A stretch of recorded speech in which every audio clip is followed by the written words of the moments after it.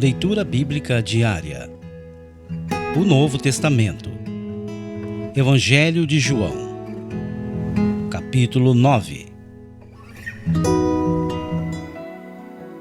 Capítulo 9. Jesus traz luz aos cegos. Enquanto caminhava, Jesus viu um homem cego de nascença. Seus discípulos perguntaram: Rabi, por que este homem nasceu cego? Foi por causa de seus próprios pecados ou dos pecados de seus pais? Jesus respondeu: nenhuma coisa nem outra. Isso aconteceu para que o poder de Deus se manifestasse nele.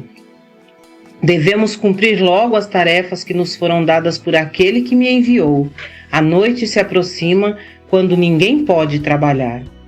Mas, enquanto estou aqui no mundo, eu sou a luz do mundo. Depois de dizer isso, Jesus cuspiu no chão, misturou a terra com saliva e aplicou-a nos olhos do cego. Em seguida disse: vá lavar-se no tanque de Siloé, que significa enviado. O homem foi, lavou-se e voltou enxergando. Seus vizinhos e outros que o conheciam como mendigo começaram a perguntar: não é este o homem que costumava ficar sentado pedindo esmolas? Alguns diziam que sim, e outros diziam: não, apenas se parece com ele. O mendigo, porém, insistia: sim, sou eu mesmo. Quem curou você? Perguntaram eles. O que aconteceu? Ele respondeu: o homem chamado Jesus misturou terra com saliva, colocou em meus olhos e disse: vá lavar-se no tanque de Siloé. Eu fui e me lavei e agora posso ver. Onde está esse homem? Perguntaram. Não sei, respondeu ele. Então levaram aos fariseus o homem que havia sido cego, pois foi no sábado que Jesus misturou terra com saliva e o curou. Os fariseus encheram o homem de perguntas sobre o que havia acontecido e ele respondeu: ele colocou terra com saliva em meus olhos e depois que eu me lavei, passei a enxergar. Alguns dos fariseus disseram: esse homem não é de Deus, pois trabalha no sábado. Outros disseram: mas como um pecador poderia fazer sinais como esse? E havia entre eles uma divergência de opiniões. Os fariseus voltaram a perguntar ao homem que havia sido cego: o que você diz desse homem que o curou? Ele deve ser profeta, respondeu o homem. Os líderes judeus se recusavam a crer que ele havia sido cego e estava curado. Por isso mandaram chamar os pais dele e perguntaram: ele é seu filho? Ele nasceu cego? Se foi, como pode ver agora?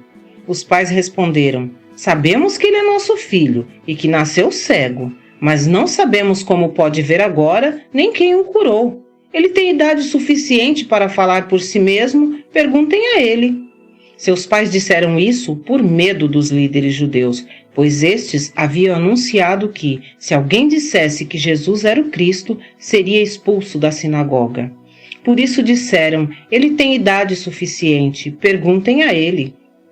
Então, pela segunda vez, chamaram o homem que havia sido cego e lhe disseram: Deus é quem deve receber glória por aquilo que aconteceu, pois sabemos que esse Jesus é pecador. Não sei se ele é pecador, respondeu o homem, mas uma coisa eu sei: eu era cego e agora vejo. Mas o que ele fez? Perguntaram. Como ele o curou?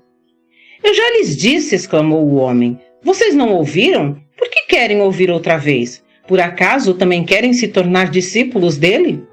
Então eles insultaram e disseram: você é discípulo dele, mas nós somos discípulos de Moisés.